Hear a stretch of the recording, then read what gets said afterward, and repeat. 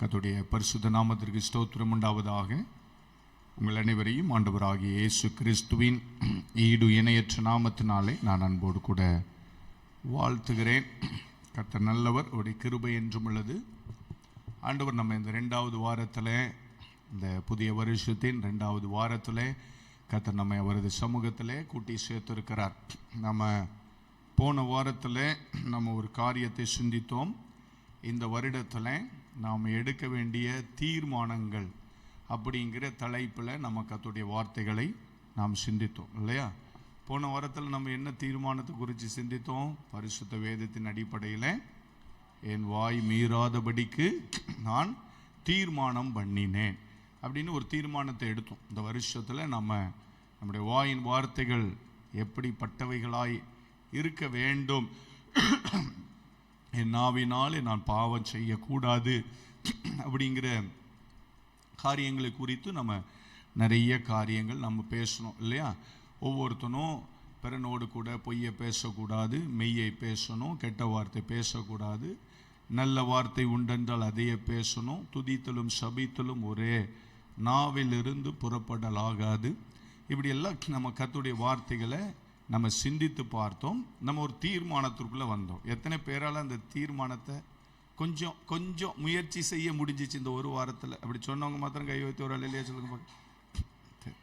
கொஞ்சம் முயற்சி செஞ்சுருக்கோம். கர்த்தர் நம்ம ஆசீர்வதிப்பாராக.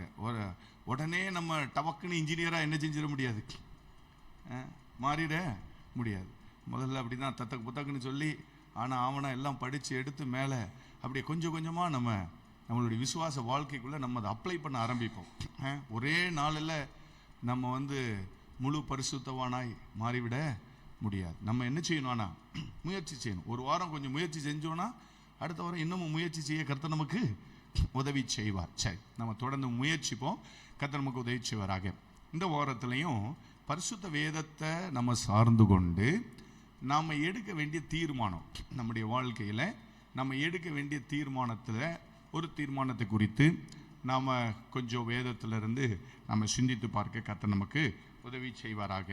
நம்முடைய தியானத்திற்காக நம்ம தானியேலின் புஸ்தகம் 1வது அதிகாரத்தை நாம் திருப்பிக் கொள்ளலாம். தானியேல் தீர்க்க தரிசன புஸ்தகம் அதனுடைய 1வது அதிகாரம் 8வது வசனத்தை நம்ம வாசிக்க போகிறோம். 1028வது பக்கத்தில், பழைய ஏற்பாட்டில் 1028வது பக்கத்தில் தானியேல் தீர்க்க தரிசன புஸ்தகம் 1வது அதிகாரம் அதனுடைய 5வது வசனத்தையும் 8வது வசனத்தையும் நம்ம வாசிக்கலாம். சரியா? வாசிப்போம். ராஜா தான் உண்ணும் போஜனத்தினாலேயும் தான் குடிக்கும் திராட்சை ரசத்திலேயும் தினம் ஒரு பங்கை அவர்களுக்கு நியமித்து அவர்களை 3 வருஷம் வளர்க்கவும் அதன் முடிவிலே அவர்கள் ராஜாவுக்கு முன்பாக நிற்கும்படி செய்யவும் கட்டளை இட்டான். 8வது வசனத்தை வாசிப்போம். தானியேல் ராஜாவின் போஜனத்தினாலும் அவர் பானம் பண்ணும் திராட்சை ரசத்தினாலும் தன்னை தீட்டுப்படுத்தலாகாது என்று தன் இருதயத்திலே தீர்மானம் பண்ணிக்கொண்டு தன்னை தீட்டுப்படுத்தாதபடி பிரதானிகளின் தலைவனிடத்திலே வேண்டிக் கொண்டான். 9வது வசனத்தையும் வாசிச்சிருவோம். தேவன் தானியேலுக்கு பிரதானிகளின் தலைவனிடத்திலே தயவும் இரக்கமும் கிடைக்கும்படி செய்தார் என்று பரிசுத்த வேதம் நமக்கு சொல்லுகிறது. ரொம்ப ஒரு வண்டர்ஃபுல்லான ஒரு தீர்மானத்தை நம்ம வாசித்து பார்த்தோம். நம்ம எல்லாரும் அடிக்கடி இந்த வசனத்தை நம்ம வாசித்திருப்போம், தியானித்து இருப்போம். யார் இந்த தீர்மானத்தை எடுத்தாங்க அப்படின்னு பார்த்தீங்கன்னா, இந்த தீர்மானத்தை எடுத்தவங்க ஒரு சாதாரணமான ஜனங்கள் அல்ல.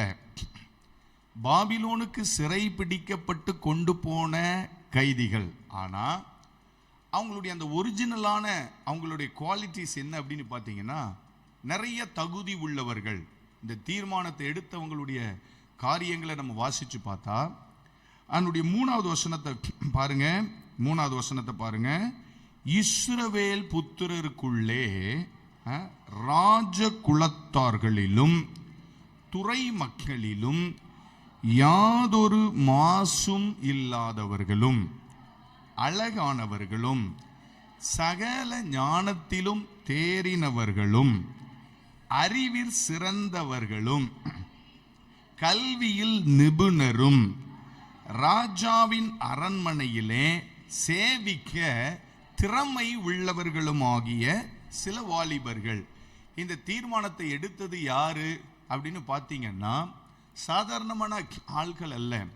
ஒரிஜினலி இவங்களுடைய குவாலிட்டி எப்படிப்பட்ட குவாலிட்டி அப்படின்னா, இவங்களுடைய பரம்பரை இல்லைன்னா இவங்க எந்த டிசெண்டன்ட்ல இருந்து வந்தாங்க அப்படின்னா, பைபிள் சொல்லுது ராஜ குலத்தார்கள், துறை மக்கள் அப்படின்னா பிரபுக்களின் வம்சத்துல இல்லைன்னா உயர்ந்த நல்ல உயர்ந்த கோத்திரங்களிலிருந்து உயர்ந்த குடும்ப பின்னணியிலிருந்து வந்தவர்கள். பைபிள் இவங்களுக்கு குறித்து சொல்லுது, இவங்களுக்குள்ள யாதொரு மாசும் இல்லை, யாதொரு மாசும் இல்லாதவர்கள், இவர்கள் அழகானவர்கள், சகல ஞானத்திலும் தேறினவர்கள். எல்லா ஞானத்திலும் இவங்களுக்கு நல்ல ஒரு தேர்ச்சி இருந்தது. இவர்கள் அறிவிலே சிறந்தவர்கள், கல்வியிலே இவர்கள் எப்படிப்பட்டவர்கள் அப்படின்னா நிபுணர்கள். அப்படின்னா எதை வேண்டுமானாலும் அவர்களால் கற்றுக்கொள்ள முடியும், எதை வேண்டுமானாலும் இன்டெப்த் போய் அதை ஆராய்ச்சி செய்கிற நிபுணர்கள். ராஜாவுக்கு முன்பதாக நிற்கத்தக்கதான திறமை உள்ளவர்கள். ஒரு சக்கரவர்த்திக்கு ஸ்தோத்திரம் அரண்மனையில நின்று சக்கரவர்த்திக்கு சேவகம் செய்யக்கூடிய அளவுக்கு திறமை உள்ளவர்கள். இப்படி சில வாலிபர்கள் இஸ்ரவேலில் இருந்து பாபிலோனுக்கு சிறைபிடிக்கப்பட்டு போனார்கள். இதுல எவ்வளவு பேர் இந்த வாலிபர்களாக இருந்தாங்க அப்படிங்கிற கணக்கு இங்க பைபிள்ல கொடுக்கப்படல. நிறைய பேர் இருந்திருக்கலாம். அநேகம் வாலிபர்கள் இதே போல வாலிபர்கள் சிறை பிடிக்கப்பட்டு போனார்கள். இப்போ இந்த சிறை பிடிக்கப்பட்டு போன பொழுது முதலாவது சாம்ராஜ்யபதியாய் இருக்கிற இந்த பாபிலோன் அரசாங்கத்தின் சாம்ராஜ்யபதி நேபுகாத்நேச்சார் இந்த இவ்வளவு அழகான மக்களை நல்லா கவனிக்கணும். பொதுவாக இந்த மாதிரி திறமை உள்ள கல்வியில சிறந்த அழகான நல்ல குவாலிட்டியான ஜனங்களை எல்லாரும் தன்னோடு கூட சேர்த்து கொள்ள வேண்டும் அப்படின்னு ஆசைப்படுகிறது போல இந்த சாம்ராஜ்யபதியும் ஆசைப்பட்டாரு. இவங்க இந்த உலகத்துல இருந்தாங்கன்னா, இவங்க வெறுமனே அடிமையா இருந்தாங்கன்னா இவங்களுக்கும் பிரயோஜனம் இல்லை, நமக்கும் பிரயோஜனம் இல்லை. அதனால இவங்களை நம்ம கூட நம்ம சேர்த்து வைத்துக் கொள்வோம்.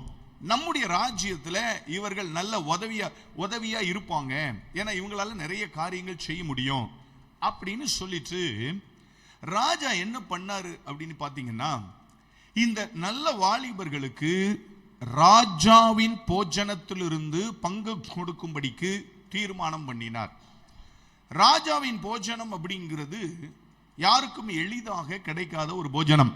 எல்லாருக்கும் பட்டுன்னு சொல்லி ராஜாவின் டேபிள்ல உட்கார முடியாது. ராஜாவுக்கு மிக நெருக்கமானவர்கள். இப்ப நம்ம சவுல் போஜனத்திலிருந்து எழுந்து அப்படின்னு எழுதப்பட்டிருக்கு இல்லையா, அங்க யாரெல்லாம் இருக்கிறாங்க அப்படின்னு பார்த்தா ரொம்ப க்ளோஸான ரொம்ப முக்கியமான ஆட்கள் மாத்திரம்தான் ராஜாவின் போஜனத்துல இருப்பாங்க. அப்படிப்பட்ட ராஜாவின் போஜனத்திலிருந்து ரொம்ப ஒரு டெலிசியஸ் ஃபுட், ரொம்ப ஒரு அருமையான உணவை இந்த வாலிபர்களுக்கு கொடுக்கணும். அது மூலம் இவர்கள் கல்தேயருடைய பாபிலோனுடைய எழுத்தை இவர்கள் கற்றுக்கொள்ளணும், இவங்க இந்த ராஜ்யத்துல தனக்காக சேவகம் பண்ணணும் அப்படின்னு சொல்லி ராஜா 3 வருஷம் டைம் கொடுத்தார். இவன் நல்லா கவனிச்சு பார்க்கணும். அழைக்கப்பட்டவர்கள் அநேகம் பேர், நிறைய பேர் அந்த ராஜாவின் அரண்மனையிலே துறை குலத்தார்கள் இருந்தார்கள், மாசு மறுவற்றவர்கள் இருந்தார்கள், அழகானவர்கள் இருந்தார்கள், திறமை உள்ளவர்கள் இருந்தார்கள், கல்வியில நிபுணர்கள் இருந்தார்கள். எல்லாரும் அந்த ராஜாவின் போஜனத்தை ஏற்றுக்கொண்ட பொழுது ஒரு மனிதனும் அவனுடைய காரியத்தினாலே ஈர்க்கப்பட்ட ஒரு 3 வாலிபர்களும் மொத்தம் 4 பேர் சேர்ந்து தங்கள் இருதயத்திலே ஒரு தீர்மானம் பண்ணினார்கள். எங்க தன் கையில எந்த அதிகாரமும் கிடையாது, தான் நினைச்சு எதையும் சாதிக்க முடியாது, இன்னொரு இடத்துல அடிமையா இருக்கிற இடத்துல அவங்க தன் இருதயத்துக்குள்ள ஒரு தீர்மானம் பண்ணினாங்க. என்ன தீர்மானம் என்றால், எந்த சூழ்நிலையிலையும் எப்பேற்பட்ட சம்பவம் நடந்தாலும் நாம் நம்மை தீட்டுப்படுத்த மாத்திரம் ஒப்பு கொடுத்து விடக்கூடாது என்று தீர்மானம் பண்ணினார்கள். அல்லேலூயா, அல்லேலூயா. அந்த தீர்மானம் ரொம்ப ஒரு பியூட்டிஃபுல்லான தீர்மானமா இருந்தபடினால ஆண்டவருடைய சமூகத்தில் ரொம்ப அது ஆண்டவர் விரும்பின ஒரு தீர்மானமா இருந்தபடினால ஆண்டவர் என்ன பண்ணாரு, இந்த வாலிபர்களை ஆசீர்வதித்தார் அப்படின்னு சொல்லி பைபிள் சொல்லுது. நிறைய காரியங்களை பின்னால வாசிக்க முடியும். இந்த வாலிபர்களுக்கு ஆண்டவர் இரக்கம் கிடைக்க செஞ்சார், மனிதர்கள் மத்தியில் தயவு கிடைக்க செஞ்சார், இந்த வாலிபர்களை கர்த்தர் உயர்த்தினார், இந்த வாலிபர்களின் அறிவு 10 மடங்கு பெருக கண்டது. நம்ம எல்லாம் இதெல்லாம் இந்த உலகத்தில் நம்ம எந்தெந்த ஆசீர்வாதங்கள் எல்லாம் வேணும் அப்படின்னு நினைக்கிறோமோ அதையெல்லாம் இந்த வாலிபர்கள் கேட்காமலே ஆண்டவர் கொடுத்தார். இந்த உலகத்தில் இருக்கிற ஜனங்களுக்கு அவங்க மேல தயவு கிடைச்சது. இந்த வாலிபர்கள் 10 மடங்கு சமர்த்தராக கண்டார். அதனால இவர்களுக்கு உயர்வான பதவிகள் கிடைத்தது. இவங்களுடைய வாழ்க்கையை ஆண்டவர் கனப்படுத்தி அந்த இடத்துல வைத்திருந்தார். தானியேல் தீர்க்க தரிசனம் முழுவதும் இவைகளை நாம் அறிந்து கொள்ள முடியும். சரி, நம்ம இன்னைக்கு அந்த தீர்மானத்தை குறித்து மாத்திரம் நம்ம பேச போகிறோம். தன் இருதயத்தில் அவன் தீர்மானம் பண்ணினான், இந்த ராஜாவின் போஜனம் என்னை தீட்டுப்படுத்த கூடாது. நம்ம போன வாரத்தில் சிந்தித்து பார்த்தோம், என் வாய் மீறாதபடிக்கு I have decided, நான் தீர்மானம் பண்ணினேன் அப்படிங்கிறது போல இந்த வருஷத்துல நம்ம எடுக்க வேண்டிய இன்னொரு தீர்மானம் என்னவென்றால், என் வாழ்க்கை தீட்டுப்படாதபடிக்கு, என் வாழ்க்கையை நான் தீட்டுப்படுத்தாதபடிக்கு என் இருதயத்துல ஒரு ஆழமான ஒரு பொருத்தனையை நம்ம எடுக்க வேண்டும். என் வாழ்க்கையை எதெல்லாம் தீட்டுப்படுத்துகிறது என்று எனக்கு தோன்றுகிறதோ அவைகள் ஒன்றும் எனக்கு அவசியம் இல்லை. அல்லேலூயா. அவைகள் ஒன்றும் எனக்கு தேவை இல்லை.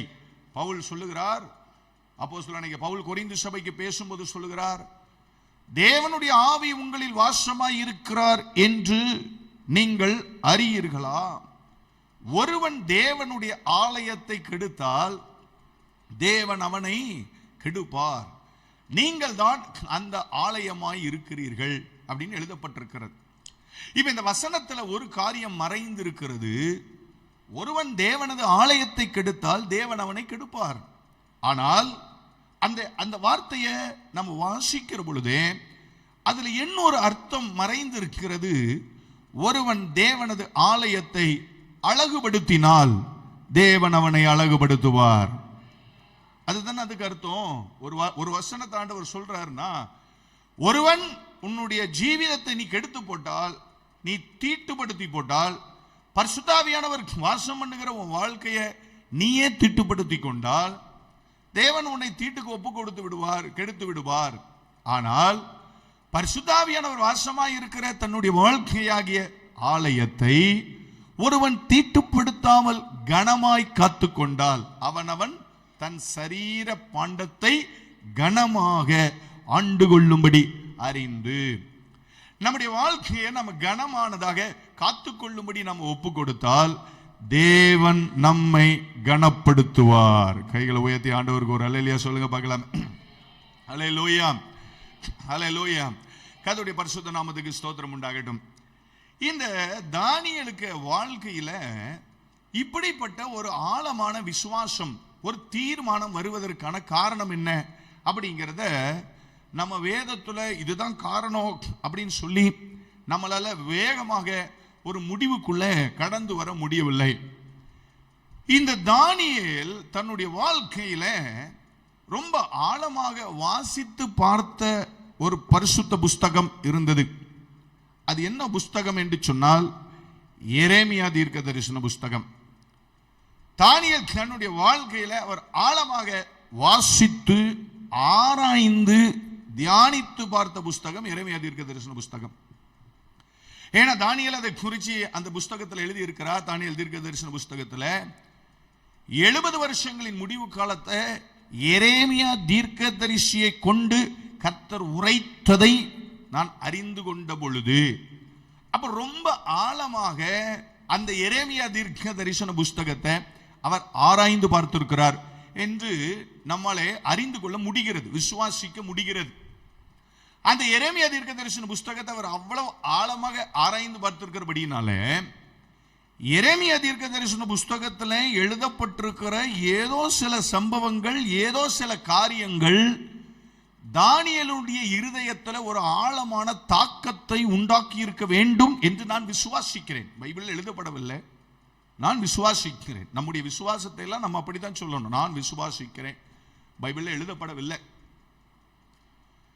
இந்த தீட்டுப்படுத்தாதபடிக்கு தன் இருதயத்தை அந்நிய தேசத்திலே தீட்டுப்படுத்தாதபடிக்கு ஒருவன் தீர்மானம் எடுக்கிறான் என்று சொன்னால் அவனுடைய இருதயத்தில் ஒரு ஆழமான தாக்கத்தை உண்டு பண்ணின ஏதாவது ஒரு சம்பவம் இருக்கும். பொதுவாக நமக்கு ஒரு தீர்மானம் எடுக்கணும்னு வச்சுக்கிடுங்களேன், நம்மளை ரொம்ப ஆழமாக பாதித்த சம்பவங்கள் தான் நமக்கு ஒரு தீர்மானம் எடுக்கும்.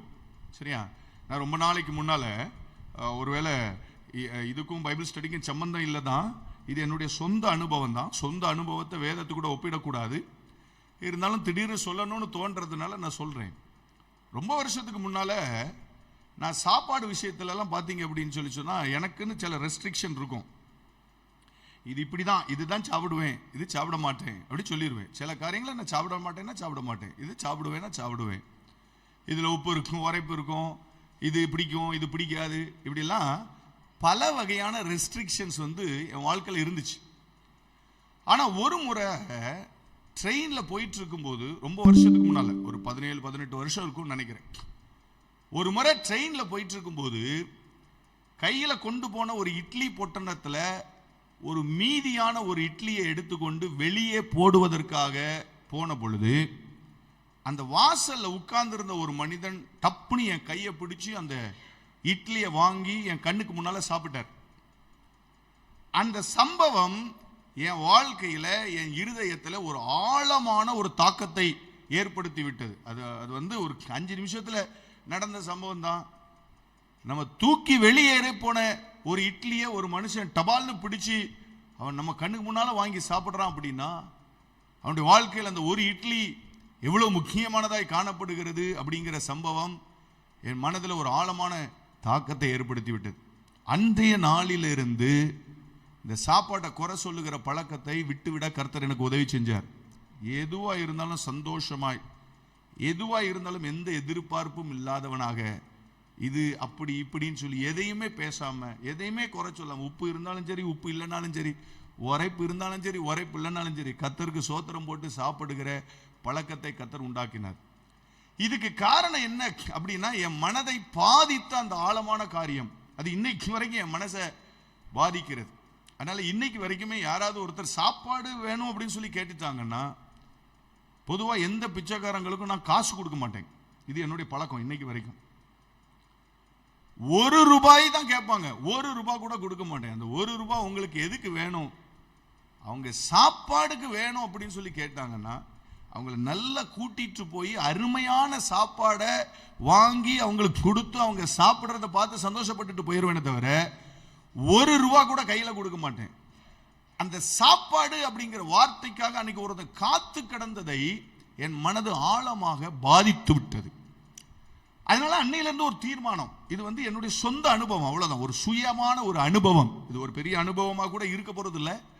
ஆனா அந்த சுயமான வாழ்க்கையில நடந்த ஒரு பெரிய காரியம், பாதிப்பு, ஒரு தீர்மானத்தை எடுக்க உதவி செஞ்சது போல இந்த தானியேலுடைய ஜீவிதத்துல இன்னொரு தேசத்துல இருக்கிற பொழுது எல்லா காரியங்களும் தனக்கு ஒரு குறைவும் இல்லாமல் கிடைக்கிற பொழுது அந்த மனிதன், நான் என்னை தீட்டுப்படுத்த கூடாது என்று தீர்மானிப்பதற்கு அவருடைய வாழ்க்கையில ஏதாவது ஒரு ஆழமான ஒரு தாக்கம் உண்டாயிருக்க வேண்டும் என்று நான் விசுவாசிக்கிறேன்.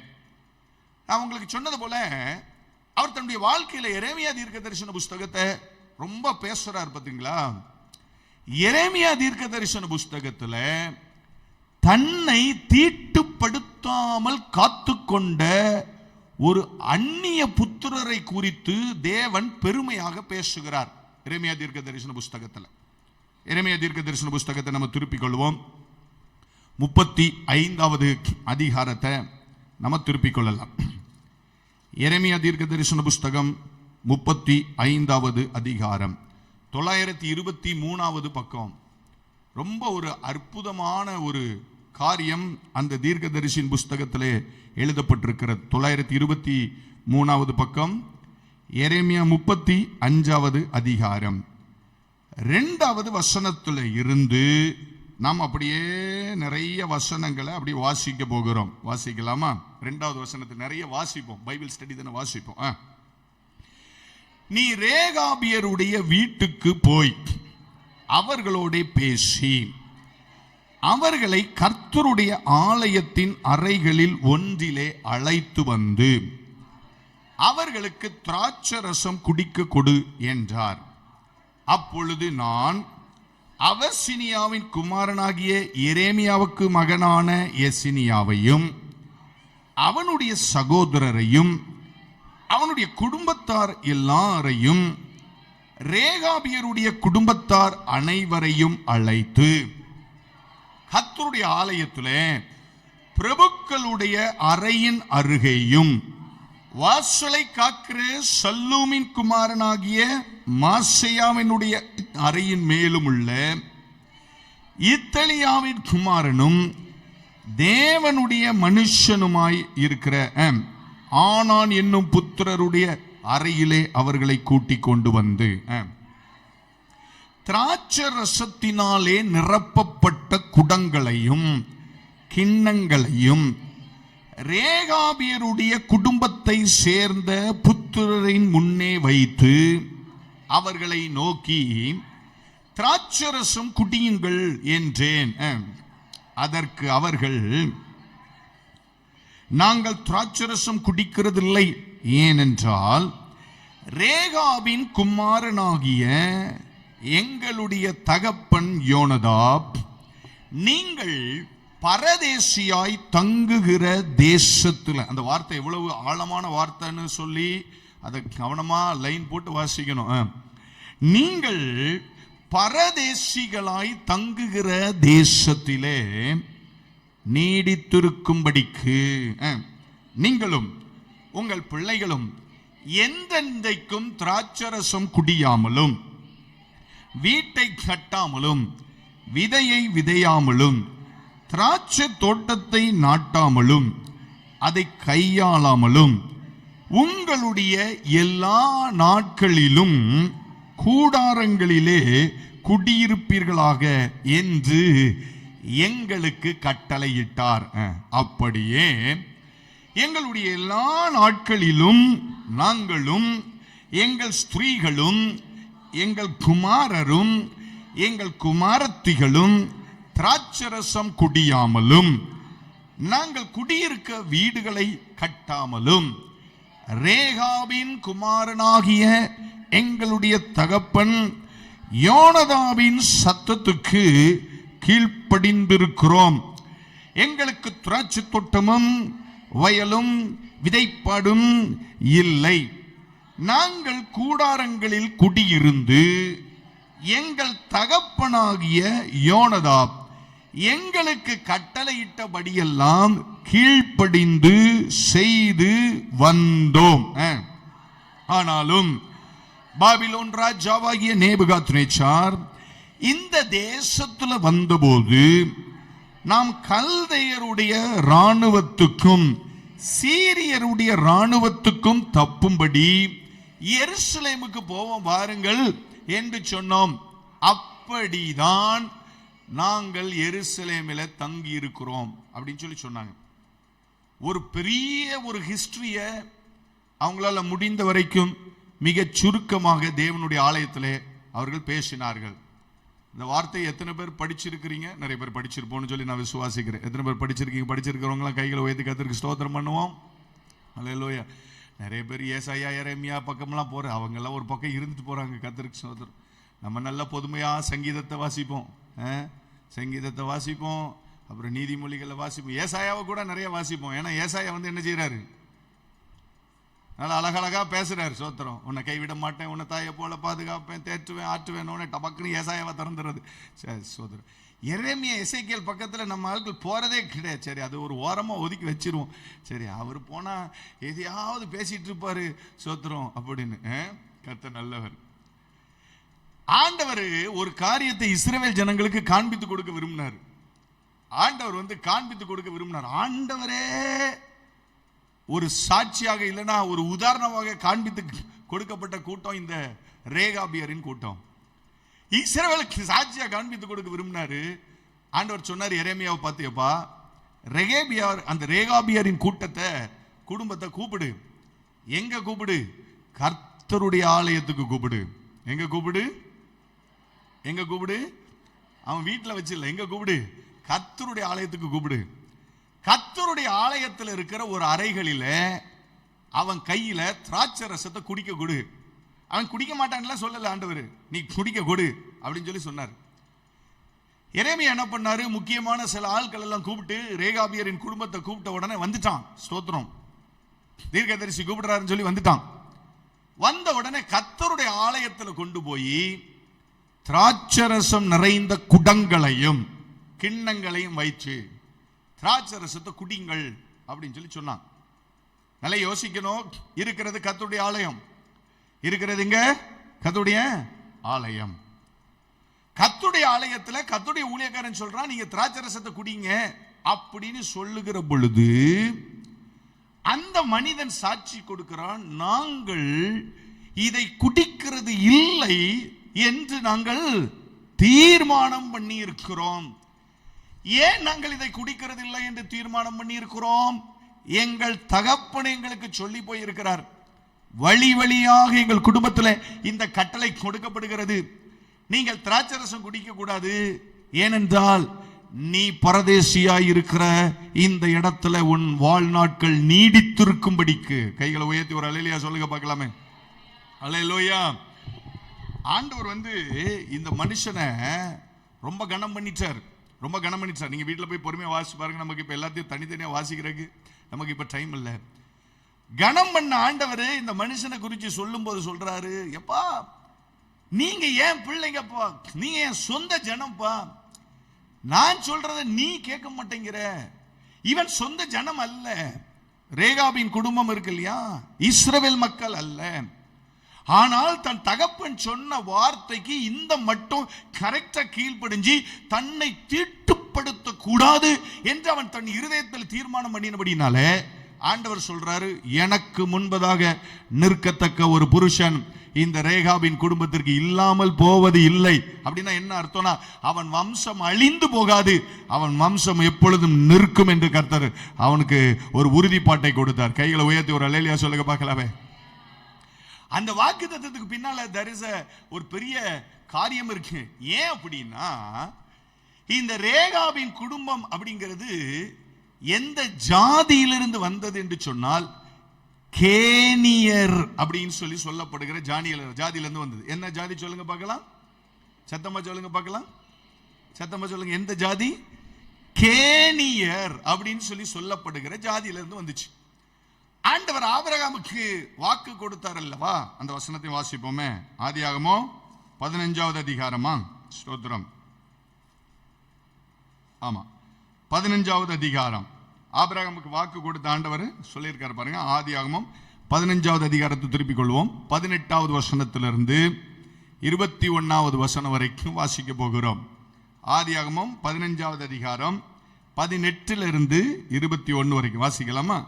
அந்நாளிலே கர்த்தர் ஆபிரகாமோடு கூட உடன்படிக்கை பண்ணி எகிப்தின் நதி துவக்கி ஐபிராத்து நதி என்னும் பெரிய நதி மட்டும் உள்ளதும் கேனியரும் கெனிசியரும். முதல்ல யார்ல இருந்து தான் ஆரம்பிக்குது? அந்த கானான் தேசத்தை நான் உனக்கு தருவேன்னு சொல்லி ஆண்டவர் சொன்னார் இல்லையா. கானான் தேசத்துல குடியிருந்த ஒரு குடிகள், அந்த குடிகள்ல தான் கேனியர் அப்படின்னு ஒருத்தங்க இருந்தாங்க. கேனியரும் கெனிசியரும் கத்மோனியரும் ஏத்தியரும் பெரிசியரும் செப்பாயிமியரும் எமோரியரும் கானானியரும் கிர்காசியரும் எபூசியருமாய் இருக்கிறவர்கள் இந்த தேசத்தை நான் உனக்கு தருவேன் என்று ஆபிரகாமுக்கு தேவன் கட்டளை கொடுத்தார். அல்லேலூயா. கைகளை உயர்த்தி ஒரு அல்லேலூயா சொல்லுங்க பார்க்கலாமே.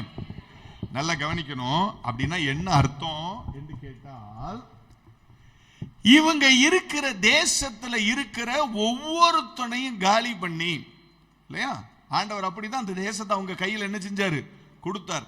ஒவ்வொருத்தனையும் துரத்தி அடித்து ஒவ்வொருத்தனையும் நிர்மூலமாக்கி இந்த தேசத்தை நான் உன் கையில தருவேன் அப்படின்னு ஆண்டவர் சொன்னார். அப்படி நிர்மூலமாக்கப்படுவதற்கு குறிக்கப்பட்ட ஜனங்கள் இந்த கேனியரின் ஜனங்கள். ஸ்தோத்திரம். எத்தனை பேருக்கு விளங்குச்சா? நிர்மூலமாக்கப்பட்டதற்கு குறிக்கப்பட்ட ஜனங்கள் அவங்க தான் இந்த கேனியர்கள் அப்படின்னு ஒரு ஜாதி.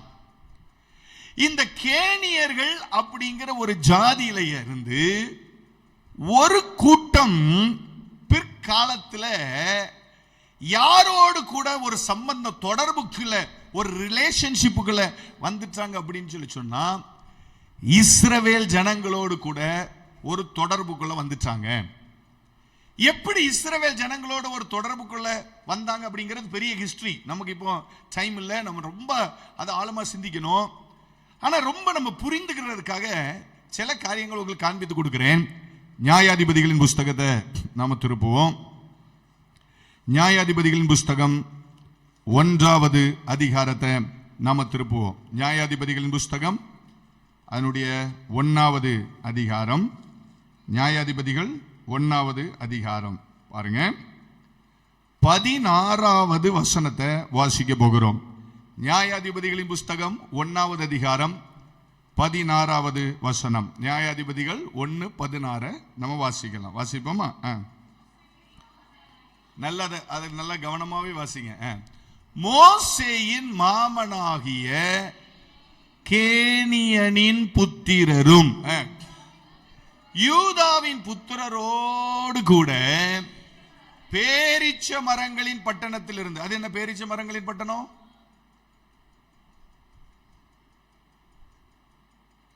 பேரீச்ச மரங்களின் பட்டணம்னு எதை சொல்றோம்? எரிகோவா? பேரீச்ச மரங்களின் பட்டணம்னு சொல்லி ஒரு இடத்துல இருக்கு. சரி, ஓகே, சரி, நம்ம அதை கவனிப்போம். எரிகோ தான் பேரீச்ச மரங்களின் பட்டணம். சரி, பேரீச்ச மரங்களின் பட்டணத்திலிருந்து ஆராத்திற்கு தெற்கே இருக்கிற யூதாவின் வனாந்தரத்திற்கு வந்து யாரு கூட குடியேறினாங்க? ஜனங்களோடு, இஸ்ரவேல் ஜனங்களோடு கூட என்ன செஞ்சாங்க? குடியேறினார்கள். சரியா? நல்லா கவனிக்கணும் வசனத்தை. இந்த கேனியரின் கூட்டத்தில் நிர்மூலமாக்கப்படுவதற்கு நிர்ணயிக்கப்பட்ட கேனியரின் கூட்டத்தில் வந்தவர் தான் யாரு? மோசேயின் மாமன். மோசேயின் மாமனை 2 விதங்கள்ல பைபிள் சொல்லுது. ஒன்னு எத்திரோ அப்படின்னு சொல்லுது, என்னோட இடத்துல ரெகுவேல் அப்படின்னு சொல்லுது. மீதியான் தேசத்து ஆசாரியனாய் இருந்த அந்த மோசேயின் மாமன் எந்த ஜாதியிலிருந்து வந்தவன்? கேனியன் அப்படின்னு எழுதப்படுகிறது. நிர்மூலமாக்கப்பட வேண்டிய ஜாதிக்குள்ளே இருந்தவன். எல்லாம் கவனிக்கணும். மோசே அந்த 40 வருஷம் அங்க இருந்த பொழுது அந்த மனிதனின் ஒரு குமாரத்திய திருமணம் பண்ணிட்டார், சிப்போரால். இல்லையா? மோசேயின் மாமனாகிய எத்திரோவின் மகளாகிய சிப்போராலை கர்த்தர் அந்த மோசே திருமணம் பண்ணிட்டார். சரி, இந்த காரியங்கள் எல்லாம் நமக்கு ரொம்ப நன்றாக தெரியும். மோசே என்ன பண்ணாரு?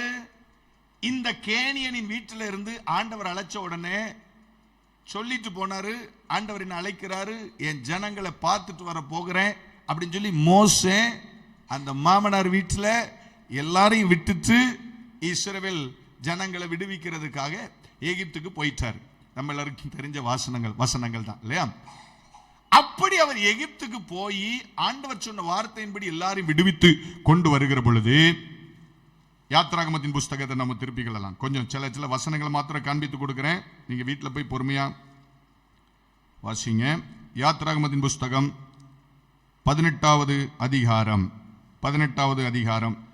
1வது, 1வது, 2வது, 3வது வசனங்களை நம்ம வாசிக்க போகிறோம். 18வது அதிகாரம் முதல்ல 1, 2, 3 வசனங்களை நம்ம வாசிக்கலாம். தேவன் மோசேக்கும் தமது ஜனமாகி இஸ்ரவேலுக்கும் செய்த யாவையும் கர்த்தர் இஸ்ரவேலை எகிப்திலிருந்து புறப்பட பண்ணினதையும் மீதியானில் ஆசாரியனாய் இருந்த மோசேயின் மாமனாகிய எத்திரோ கேள்விப்பட்ட போது, மோசேயின் மாமனாகிய எத்திரோ மோசேயினால் திருப்பி அனுப்பிவிடப்பட்டிருந்த அவன் மனைவியாகிய சிப்போராளையும் அவளுடைய 2 குமாரரையும் கூட்டிக் கொண்டு பிரயாணப்பட்டான். நான் அந்நிய தேசத்திலே பரதேசியானேன் என்று சொல்லி ஒரு மகனுக்கு கெர்சோம் என்று அவன் பெயரிட்டிருந்தான். மோசேக்கு வாழ்க்கையில் நடந்த சில காரியங்கள் எத்ரோவின் மனதிலே ஒரு தாக்கத்தை உண்டு பண்ணி இருந்தது. என்னன்னு சொல்லி சொன்னா, மோசேக்கு முதல் குழந்தை பிறக்கிற பொழுது என்ன பேர் வைக்கலாம் அப்படின்னு சொல்லி சொன்ன உடனே மோசே சொன்னார், என் பையனுக்கு கெர்சோம்னு பேர் வைங்க. ஏன் அப்படின்னா, அங்க முதல்ல ஒரு வார்த்தையை அவர் யூஸ் பண்றாரு. ஸ்தோத்திரம். அந்நிய தேசத்திலே நான் எப்படிப்பட்டவனாய் இருக்கிறேன்? பரதேசியாய் இருக்கிறேன். ரேகாபின் குடும்பத்தார் சொன்ன வார்த்தைகள் எல்லாம் அப்படியே மனசுகளை வச்சுக்கிடணும். நீங்கள் பரதேசியாய் இருக்கிற இந்த தேசத்தில் உங்கள் வாழ்நாட்கள் நீடித்திருக்கும்படிக்கு நான் அந்நிய தேசத்துல பரதேசியா இருக்கிறேன் அப்படின்னு மோசே சொன்ன அந்த கெர்சோம்னு பேர் வச்சார் இல்லையா. 2 பேரையும் கூட்டிக்கிட்டு அப்படி மனைவியை கூட்டிக்கிட்டு இந்த எத்திரோ மோசேயின் இடத்துல கடந்து வருகிற பொழுது, ஸ்தோத்திரம், அதுக்கு கீழே பாருங்க 5வது வசனத்திலிருந்து நம்ம சில வசனங்களை அப்படின்னு நம்ம வாசிக்கலாம். 5வது வசனத்துல சில வசனங்களை வாசிக்கலாம். மோசேயின் மாமனாகிய எத்திரோ மோசேயின் குமாரரோடும் அவன் மனைவியோடும் கூட அவன் பாளையம் இறங்கியிருந்த தேவ பர்வதத்தின் இடத்திலே வனாந்தரத்துக்கு வந்து, எத்திரோ என்னும் உம்முடைய மாமனாகிய நானும் உம்முடைய மனைவியும் அவளோடு கூட உம்முடைய 2 குமாரரும் உம்மிடத்தில் வந்திருக்கிறோம் என்று மோசேக்கு சொல்லி அனுப்பினான். அப்பொழுது மோசே தன் மாமனுக்கு எதிர்கொண்டு போய் அவனை வணங்கி அவனை முத்தம் செய்தான். ஒருவரை ஒருவர் சுக செய்தி விசாரித்துக் கொண்டு கூடாரத்துக்குள் பிரவேசித்தார்கள். சுவிசேஷம், முதல் சுவிசேஷத்தை மாமனாருக்கு மோசே சொல்றார் பாருங்க. ஸ்தோத்திரம். கர்த்தர் இஸ்ரவேலி நிமித்தமும் பார்வோனுக்கும் எகிப்தியருக்கும் செய்த எல்லாவற்றையும், வழியிலே தங்களுக்கு நேரிட்ட எல்லா வருத்தத்தையும், கர்த்தர் தங்களை விடுவித்து ரட்சித்ததையும் தன் மாமனுக்கு விவரித்து சொன்னான். கர்த்தர் இஸ்ரவேலரை எகிப்தியரின் கைக்கு தப்புவித்து அவர்களுக்கு செய்த சகல நன்மைகளையும் குறித்து எத்திரோ சந்தோஷப்பட்டு, உங்களை எகிப்தியரின் கைக்கும் பார்வோனின் கைக்கும் தப்புவித்து எகிப்தியரின் கையில் இருந்த சகல ஜனத்தையும் விடுவித்த கர்த்தருக்கு ஸ்தோத்திரம். கர்த்தர் எல்லா தேவர்களை பார்க்கிலும் பெரியவர் என்பதை இப்பொழுது நான் அறிந்திருக்கிறேன். அவர்கள் இடுமு செய்த காரியத்தில் அவர்களை மேற்கொண்டார் என்று சொல்லி மோசேயின் மாமனாகிய எத்திரோ சர்வாங்க தகன பலியையும் மற்ற பலிகளையும் தேவனுக்கு கொண்டு வந்து செலுத்தினான். கைகளை உயர்த்தி ஒரு அல்லேலூயா சொல்லுங்க பார்க்கலாமே. அல்லேலூயா. இந்த வசனத்திலிருந்து நம்ம விசுவாசிக்கிறது என்னன்னா, நிர்மூலமாக்கப்பட்ட ஜாதியில இருந்து முதலாக கர்த்தரை ஆராதிப்பதற்கு தன்னை ஒப்பு கொடுத்தவன் மோசேயின் மாமனாகிய எத்திரோ. ஆமென். அல்லேலூயா. மோசே உள்ள கூட்டிட்டு போய் என்ன சொன்னார்னா, எல்லாம் இதை தான் சொன்னார். கர்த்தர் எங்களை எப்படி விடுவிச்சார், கர்த்தர் எங்களை எப்படி நடத்தினார், கர்த்தர் எங்களுக்கு எவ்வளவு போதுமானவராய் இருந்தார். இந்த காரியத்தெல்லாம் கேட்ட உடனே எத்திரோ சந்தோஷப்பட்டான். கர்த்தர் தான் தெய்வம் என்பதை நான் இப்பொழுது அறிந்திருக்கிறேன் அப்படின்னு சொல்லி அறிக்கை பண்ணான். இவர் தான் உண்மையான தெய்வம் அப்படின்னு சொல்லி அறிக்கை பண்ணி பலியினாலே தேவனோடு உடன்படிக்கை செஞ்சான். முதலாக தன் வாழ்க்கையில ஸ்தோத்திரம் தேவனுக்கு சர்வாங்க தகன பலிகளை எத்திரோ செலுத்தினான். அப்படி செலுத்தினது மாத்திரமல்ல, இந்த இடத்துல காண்பிக்கப்பட்டிருக்கிறது நீங்க கொஞ்சம் உங்களுக்கு புரியுதா? ஏதாவது கன்ஃபியூஷன் இருக்கா? புரியுது இல்லையா? இந்த இடத்துல மோசேக்கு மனைவி பிள்ளைங்க மாத்திரம் வந்தாங்கன்னு இருக்கு. பைபிள்ல இன்னொரு இடத்துல வாசிக்கும் போது எத்ரோவின் குடும்பத்தாலேயே அந்த வனாந்தரத்துக்கு எத்ரோ கூட்டிட்டு வந்தாரு. நம்ம வாசிக்கலாம். எண்ணாகமத்தின் புஸ்தகம் 10வது அதிகாரத்தை நம்ம வாசிக்கலாம். எண்ணாகமத்தின் புஸ்தகம் 10வது அதிகாரம் 29வது வசனத்தை நம்ம வாசிக்க போகிறோம். எண்ணாகமத்தின் புஸ்தகம் 10வது அதிகாரம் 29வது வசனம். மோசே தன் மாமனாகிய ரெகுவேல் என்னும் மீதியானுடைய குமாரனான ஓபாவை நோக்கி, நாங்கள் எங்கு போகிறோம்? நாங்கள் எங்கு போகிறோம்? சொல்லுங்க, சத்தமா சொல்லுங்க. எங்க போகிறோம்? உங்களுக்கு தருவேன் என்று கர்த்தர் எங்களுக்கு சொன்ன ஸ்தலத்திற்கு நாங்கள் பிரயாணம் போகிறோம். நீயும் எங்களோடு கூட வா, உனக்கு நன்மை செய்வோம். கர்த்தர் இஸ்ரவேலுக்கு நல்ல வாக்குத்தத்தம் பண்ணி இருக்கிறார் என்றான். அதற்கு அவன், நான் வரக்கூடாது, என் தேசத்துக்கும் என் இனத்தாரிடத்துக்கும் போக வேண்டும் என்று சொன்னான். அப்பொழுது மோசே, நீ எங்களை விட்டு போக வேண்டாம், வனாந்தரத்திலே நாங்கள் பாளையம் இறங்கும் இடங்களை நீ அறிந்திருக்கிறபடியாலே எங்களுக்கு நீ கண்களை போல இருப்பாய். நீ எங்களோடு கூட வந்தால் கர்த்தர் எங்களுக்கு செய்தருளும் நன்மையின்படி உங்களுக்கும் செய்வோம் என்று சொன்னான். இந்த வசனங்களை வாசிக்கும் போது நம்ம நன்றாக அறிந்து கொள்கிற காரியம் என்னவென்றால், கேனியர்கள் இருக்கிற ஸ்தலத்தை தான் கர்த்தர் இஸ்ரவேலருக்கு வாக்கு பண்ணி இருக்கிறார். அந்த ஸ்தலங்களை குறித்த ஈச் அண்ட் எவ்ரிதிங், மூல முடுக்கு எல்லாம் அந்த கேனியனுக்கு தெரியும், அந்த ஓபாவுக்கு தெரியும். அதனால மோசே சொல்றார், எப்பா நீ எங்க கூட வா, எனக்கு கண்களை போல இருப்பாய், எங்க கூடவே வாழ்ந்து விடு, உன் ஜனத்துக்கு போகாத. உன் ஜனத்துக்கு போனா என்ன நடக்கும்? நீ உன் ஜனத்துக்கு போனா என்ன நடக்கும்? கொஞ்சம் சத்தமா தான் விளங்குதா? விளங்குதா? என்ன விளங்க மாட்டேங்க. உன் ஜனத்துக்கு போன்னு சொல்லி சொன்னாரு. உன் ஜனத்துக்கு நீ திரும்ப போனா என்ன நடக்கும்னா, நாங்கள் இந்த தேசத்தை சுதந்தரித்துக் கொள்ளும் போது என்ன செஞ்சிருவ? நீயும் சேர்ந்து அழிந்து போய் விடுவாய். நீ உன் ஜனத்திட்ட போகாத, நீ என்கிட்ட இருக்கிறத உனக்கு சேஃபு. கர்த்தர் எங்களுக்கு நன்மை செய்வேன்னு சொல்லி இருக்கிறாரு. கர்த்தர் எங்களுக்கு நன்மை செய்யும் போது நாங்கள் உங்களுக்கு நன்மை செய்வோம் அப்படிங்கிறபடினால கேனியரின் வம்சத்தில் இருந்து ஒரு கூட்டம் இஸ்ரவேலோடு கூட சமாதான உடன்படிக்கை பண்ணி கொண்டார்கள். அப்படி பண்ணும்போது அவங்க எடுத்த தீர்மானம் என்னன்னா, வீடு கட்டிக்கிட்டு இருக்காத. ஏன்னா இந்த தேசத்தை ஆண்டவர் யாருக்கு கொடுத்திருக்கிறாரு? யாருக்கு கொடுத்திருக்கிறாரு? இஸ்ரவேலுக்கு கொடுத்திருக்கிறாரு.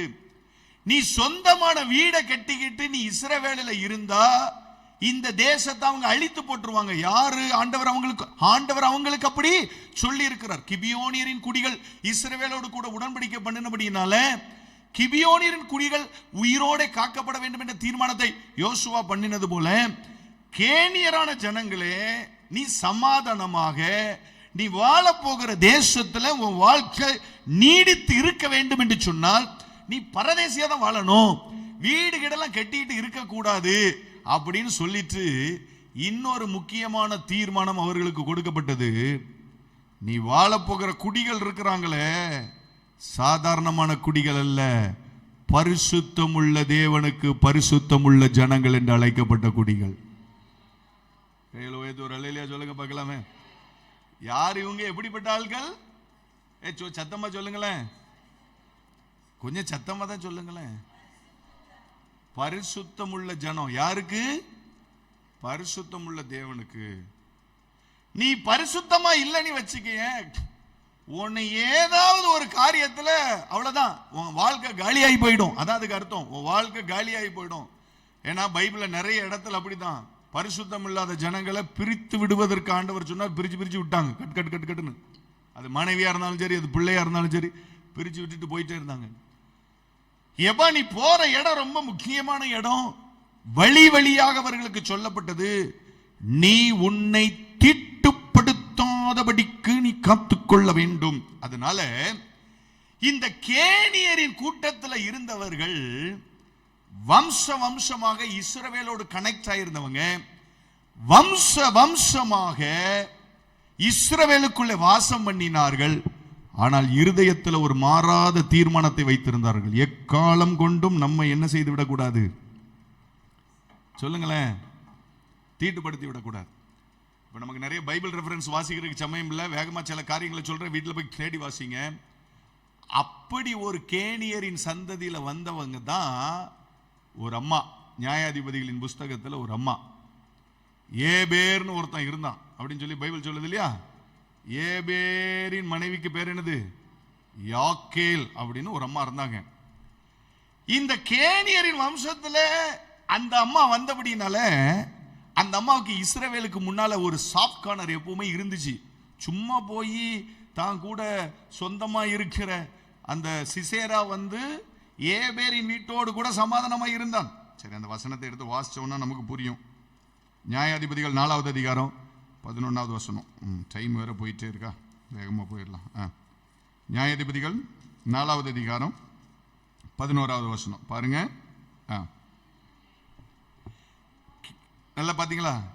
கேனியனான ஏபேர் என்பவன் மோசையின் மாமனாகிய ஓபாபின், இதுல மோசையின் மாமனாகிய எத்ரோவின் மகனாகிய ஓபாபின் புத்திரர், அதான் கரெக்ட்.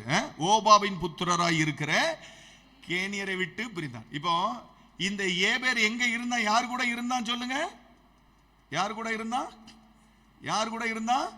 இஸ்ரவேலோடு கூட சமாதானமாய் இருந்த கேனியரின் கூட்டத்தில் இருந்தான். அதனால அவனுக்கு இஸ்ரவேலை குறித்து தெரியும், இஸ்ரவேலின் தேவனை குறித்து தெரியும், இஸ்ரவேலுக்கு உள்ள நம்ம வாசமா இருக்கும்போது எப்படி இருக்க வேண்டும் என்பது அவனுக்கு தெரியும். சரியா? இப்ப நேர கீழே வரலாம். 17வது வசனத்தை வாசிக்கலாம்.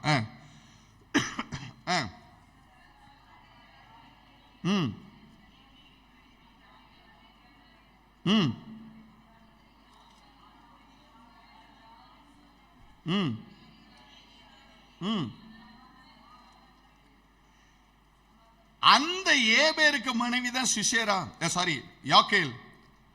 சிசேரா யாக்கேலுக்கு வீட்டுக்குள்ள வந்தாங்க. ஏன்னா சிசேரா குடும்பத்துக்கும் ஏபேரின் குடும்பத்துக்கும் என்ன இருந்துச்சு? சமாதானம் இருந்துச்சு.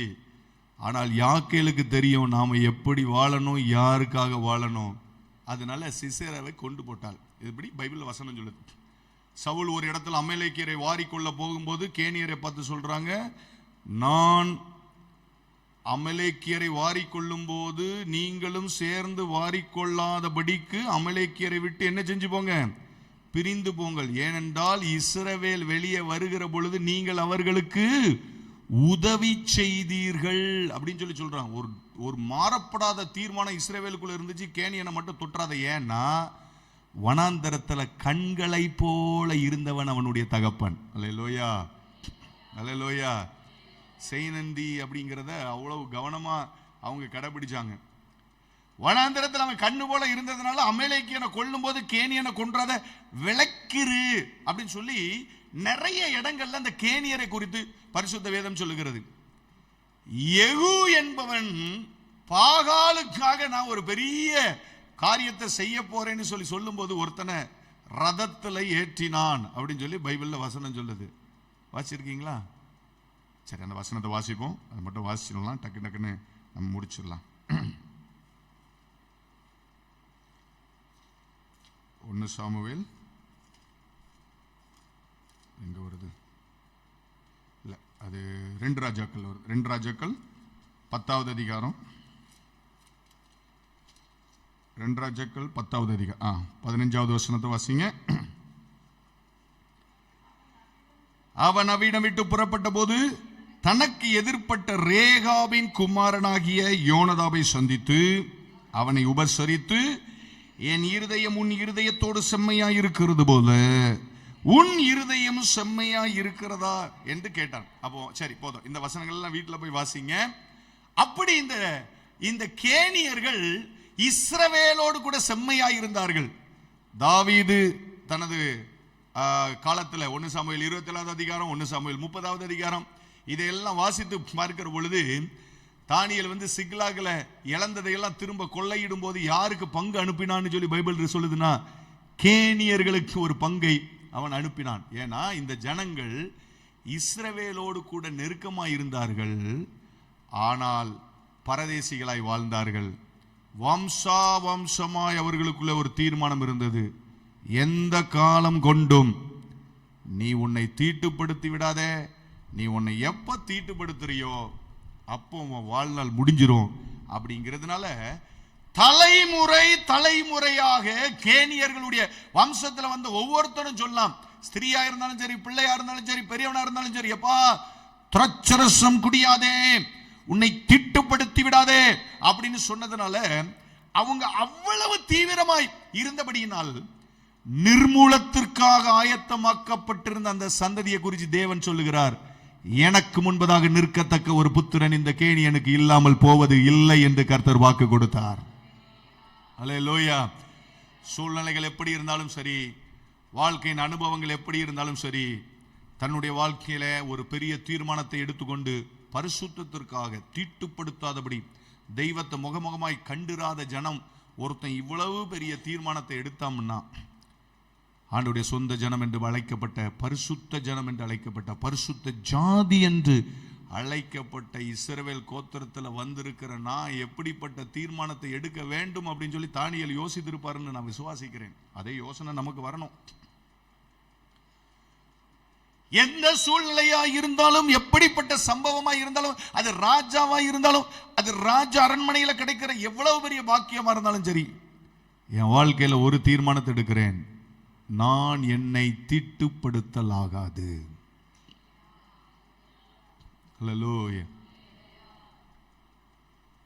ஒரு பாதி முடிஞ்சிச்சு, இன்னொரு பாதி கர்த்தருக்கு சித்தமானால் வருகிற காலங்களில் நம்ம சிந்திக்கலாம். அன்னைக்கு ஒரு இஸ்ரவேலின் வம்சத்துல பிறந்த, மாம்சீகத்துல பிறந்த ஒரு மனிதன் இப்படி ஒரு தீர்மானம் எடுத்தான். இன்னைக்கு சபை பைபிள் சொல்லுது, நீங்களோ உங்களை அந்தகாரத்தின் இருளினின்று ஆச்சரியமான ஒளிக்கு வரவழைத்தவருடைய புண்ணியங்களை அறிவிக்கும்படிக்கு தெரிந்து கொள்ளப்பட்ட சந்ததியாக, ராஜரீகமான ஆசாரிய கூட்டமாக, பரிசுத்த ஜாதியாக, அவருடைய சொந்த ஜனங்களாக இருக்கிறீர்கள்.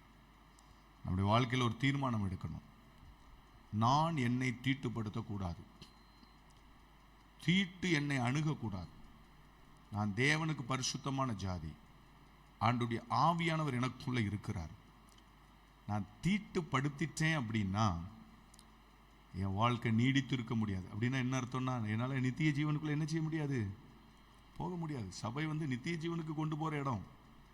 சபை இந்த உலகத்துக்குள்ள நடக்கிற ஆசீர்வாதத்துக்காக ஏங்கி தவிக்கிற இடம் கிடையாது. ஆமான்னு சொல்றவங்க கையை உயர்த்தி கர்த்தருக்கு ஒரு அல்லேலூயா சத்தமா சொல்லுங்க. அல்லேலூயா. பணம் தருவார், காசு தருவார், பேர் தருவார், புகழ் தருவார், அது இல்லை சபை. அதுக்கு நம்ம ஆண்டவரை தேடலை. அவர் எனக்கு பணம் தந்தாலும் சரி, தரலனாலும் சரி, காசு தந்தாலும் சரி, தரலனாலும் சரி, உயர்வை தந்தாலும் சரி, தரலனாலும் சரி, என் குறைவாக இருந்தாலும் சரி, என் நிறைவாக இருந்தாலும் சரி, என் வருத்தமாக இருந்தாலும் சரி, என் மகிழ்ச்சியாக இருந்தாலும் சரி, நான் கிறிஸ்துவை சந்தோஷத்தோடு பின்பற்றி கொண்டே இருப்பேன். ஏனென்றால் அவர் எனக்கு நித்திய ஜீவனை தருவேன் என்று அவர் வாக்கு பண்ணி இருக்கிறார். நாம் பரதேசியாய் வாழ்கிற இந்த ஸ்தலத்தில் நான் நித்தியமாய் வாழ போகிற அந்த சுதந்திரமான வீட்டில் போய் சேர்கிற வரைக்கும் என்னுடைய இருதயத்தில் ஒரு தீர்மானம் இருக்கணும், நான் என்னை தீட்டுப்படுத்தலாகாது. நான் என்னை தீட்டுப்படுத்த முடியாது.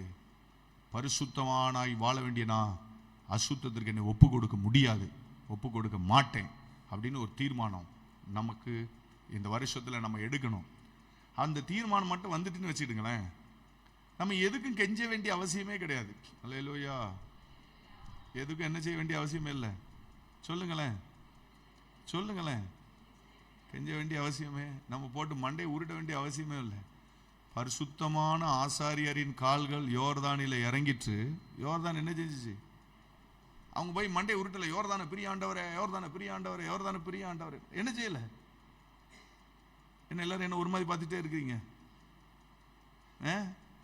நம்ம இன்னைக்கு நிறைய நம்மளுடைய ஜெபம் எப்படி மாறி போச்சு அப்படின்னா, கிட்டத்தட்ட அன்னைக்கு அந்த 450 பேர் ஜெபம் பண்ண பார்த்தீங்களா? எந்த 450 பேர் யோசிச்சுட்டு இருக்காங்க, எந்தடா யார்டா அந்த 450 பேர்? ஆமா, எல்லாம் குத்தி எடுத்து கீறி இருக்க வேண்டிய முக்கியமானது அங்க என்ன இல்ல? சொல்லுங்கல்ல, என்ன எல்லாரும் இப்படி இருக்கிறியா? முக்கியமானது என்னது வேணுமோ அங்க அது இல்ல.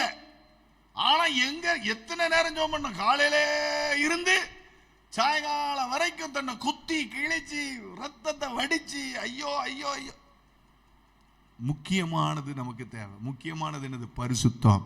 ஆண்டவர் சொன்னார், நாளைக்கு நீங்கள் உங்களை பரிசுத்தம் பண்ணிக்கொள்ளுங்கள். நாளைக்கு கருத்து இன்னைக்கு ரைட் சாரி இன்னைக்கு நாளைக்கு அற்புதம் செய்வார். இன்னைக்கு நீங்க என்ன செய்யுங்க? முதல்ல இன்னைக்கு நீங்க என்ன செய்யுங்க? கொஞ்சம் சத்தமா சொல்லுங்க. இன்னைக்கு நீங்க என்ன செய்யுங்க? பரிசுத்தம் பண்ணுங்க. நாளைக்கு அவர் என்ன செய்வாரு? அற்புதம் தானா அவர் என்ன செய்வார்? பரிசுத்தம் அப்படிங்கிறது தேவனுக்கு ரொம்ப பிரியமானது. பாருங்க, உண்மையிலே அந்த பரிசுத்தமான வாழ்க்கைக்குள்ள நம்ம வந்துட்டோம் அப்படின்னா, நம்ம வாய் திறந்து சொல்லுகிற காரியத்தை கர்த்தர் நிலைப்படுத்துவார். பரிசுத்தவான்களின் பாதங்களை அவர் பாதுகாப்பார், இடறி விடாதபடிக்கு அவர் பாதுகாப்பார். பரிசுத்தவான்களின் பாதங்கள் எந்த இடத்துல வைக்கப்படுறாங்களோ அந்த இடத்துல தேவ சமாதானம் ஆட்டோமேட்டிக்கா உண்டாகும். ஆமாவா இல்லையா? ஆமாவா இல்லையா? ஆட்டோமேட்டிக்கா உண்டாகும். ஏன்னா யோர்தான் என்ன செஞ்சிடும்? ஆட்டோமேட்டிக்கா தானா பிரியும். நமக்கு தேவை பரிசுத்தம். இந்த வருஷத்துல நம்ம தீர்மானிக்க போறோம், ஆண்டவரே எனக்கு பரிசுத்தத்தை இந்த வருஷம் தாரும். நான் என்னை தீட்டுப்படுத்தாதபடிக்கு நான் ஒரு தீர்மானம் பண்ணுகிறேன். என் பரிசுத்தத்தை டச் பண்ற ஏதாவது ஒரு காரியம் என்கிட்ட வந்துச்சுன்னா, தயவு தாட்சண்யம் இல்லாமல், எப்படி கொஞ்சம் உங்களால சத்தமா சொல்ல முடியும்னா சத்தமா சொல்ல, எப்படி? எந்த மெர்சிஸும் கிடையாது. No mercies at all. பிசாசுக்கிட்ட போய் என்னப்பா கொஞ்சம் என்ன நல்லா இருக்க விடுப்பா அப்படிலாம் இல்லை. தயவு தாட்சண்யம் இல்லாமல் ஐ வில் கட் இட். நான் அதை ரிமூவ் பண்ணிடுவேன். எனக்கு தேவை என்னது? தேவையானது ஒன்று தான். இந்த வருஷத்தில் நான் பரிசுத்தமாய் வாழும்படிக்கு தீர்மானிக்கிறேன். மலர் முழங்கள் போடுவோம். கர்த்தருக்கு சித்தமான இந்த தானியலை குறித்ததான காரியங்களை நம்ம அடுத்த வாரத்தில், அதுக்கு அடுத்த வாரங்களில் சிந்திக்க ஆண்டவர் நமக்கு உதவி செய்வார். சீக்கிரம் முழங்கள் போடுவோம். ஆண்டவருடைய சமூகத்தில் நம்ம ஒப்பு கொடுக்க போகிறோம். ஆண்டவரே, நான் என்னை பரிசுத்தமாய் வாழ ஒப்பு கொடுக்கிறேன். நம்ம வாழுகிறோம், நம்ம ஆண்டவருக்காக உண்மையாய் வாழுகிறோம், முயற்சிக்கிறோம். இன்னமும் நம்ம முயற்சிப்போம். தீட்டுக்கு நான் என்ன இடம் கொடுக்க மாட்டேன். அன்னைக்கு அந்த தானியல் தீர்மானம் பண்ணினது போல, ஆண்டவரே என் இருதயம் தீட்டுப்படாதபடிக்கு நான் பாதுகாத்து கொள்ளணும். அதுக்காக ஜெபம் பண்ணுவோமா? அதுக்காக தீர்மானம் எடுப்போமா? அதுக்காக ஒப்பு கொடுப்போமா? ஆண்டவரே, என் இருதயம் தீட்டுப்படுத்தக்கூடாது. எந்த போஜனங்களினாலும், எந்த தேவையில்லாத காரியங்களினாலும், எந்த தேவையில்லாத சிந்தனைகளினாலும், எந்த தேவையில்லாத செயல்களினாலும் என் இருதயம் தீட்டுப்படக்கூடாது. ஆண்டவரே, என் இருதயம் தீட்டுப்படக்கூடாது. நான் அப்படி ஒரு ஸ்ட்ராங்கான முடிவு எடுக்கிறேன், தீர்மானம் எடுக்கிறேன். ஆங்கில வேதாகமா அந்த தீர்மானத்தை ரிசால்விங் அப்படின்னு சொல்லுது. he has resolved. அவன் அந்த ஒரு கட்டளை போலத்தான் மனதுக்குள்ள போட்டுக்கொண்டார். நான் என் இருதயத்தை தீட்டுப்படுத்த மாட்டேன். ஆண்டவருடைய சமூகத்தில் நம்ம அந்த வார்த்தையை திரும்ப திரும்ப சொல்லுவோம். ஆண்டவர் நமக்கு உதவி செய்வார். எத்தனை பேர் அந்த காரியம் எனக்கு தேவைன்னு சொல்லி ஆசைப்படுறீங்க? அதை தேவ சமூகத்தில் அறிக்கை பண்ணுவோம். தேவன் நமக்கு உதவி செய்வார். ஆண்டவரே, நான் என் இருதயத்தை தீட்டுப்படுத்தக்கூடாது, நான் என் வாழ்க்கையை தீட்டுப்படுத்தக்கூடாது, நான் என் ஆத்துமாவை தீட்டுப்படுத்திடக்கூடாது, நான் என் உள்ளான மனுஷனை தீட்டுப்படுத்திடக்கூடாது. என் சரீரத்தில் நீங்க மாத்திரம் தங்கி இருக்கணும். ஆண்டவரே, கொரிந்து சபைக்கு பவுல் சொல்லுகிறது போல என் சரீரத்தில் தேவாவியானவர் தங்கி இருக்கணும். ஆண்டவரே, மனுஷனுடைய ஆவிய, உலகத்தின் ஆவிய அல்ல, என் சரீரத்திற்குள்ள தேவாவியானவர் தங்கி இருக்கணும். நான் தீர்மானம் எடுக்கிறேன். இந்த வருஷத்துல நாங்கள் முதல் தீர்மானம் எடுத்தோம். என் வாய் மீறாதபடிக்கு நான் தீர்மானம் பண்ணினேன். எங்க வாயை கண்ட்ரோல் பண்ணுங்க ஆண்டவரே. ரெண்டாவது நாங்க ஒரு தீர்மானம் எடுக்கிறோம், எங்கள் இருதயம் திட்டுப்படாதபடிக்கு நாங்கள் தீர்மானம் எடுக்கிறோம் ஆண்டவரே. வேதம் சொல்லுகிறது, இருதயத்தில் சுத்தம் உள்ளவர்கள் பாக்கியவான்கள், அவர்கள் தேவனை தரிசிப்பார்கள். ஆண்டவரே, இருதயத்தை கழுவுங்க ஆண்டவரே. உங்களை தரிசிக்கத்தக்கதாக என் கண்கள் ஆட்டோமேட்டிக்கா சுத்தமாகுமே. உங்க பிரசன்னத்தை அனுபவிக்கத்தக்கதாக ஆட்டோமேட்டிக்கா எங்க வாழ்க்கையில் அற்புதங்கள் நடக்குமே ஆண்டவரே. ஆண்டவர் எங்களுக்கு உதவி செய்வீராக. ஆண்டவர் எங்களுக்கு உதவி செய்வீராக. ஆண்டவர் எங்களுக்கு உதவி செய்வீராக. ஆண்டவர்கிட்ட ஜெபம் பண்ணுவோம். எல்லாரும் ஜெபம் பண்ணுவோம் 2 நிமிஷம். ஆண்டவர் எங்களுக்கு உதவி செய்வீராங்க ஆண்டவரே. நாங்கள் ஆண்டவரை சிந்தித்து கேட்ட வசனங்களின்படி ஆண்டவரை நிர்மூலமாக்கப்படுவதற்கு நியமிக்கப்பட்டிருந்த ஒரு ஜாதி எவ்வளவு ஆழமாக அந்த தீர்மானத்தை கடைபிடித்தாங்க. அந்த கேனியரின் சந்ததியில் வந்த அந்த ரேகாபின் குடும்பத்தார், நான் திராட்சரசம் குடிக்க மாட்டேன், அந்த தீர்மானத்தை எவ்வளவு அழகாக கடைபிடித்தார்கள் ஆண்டவரே.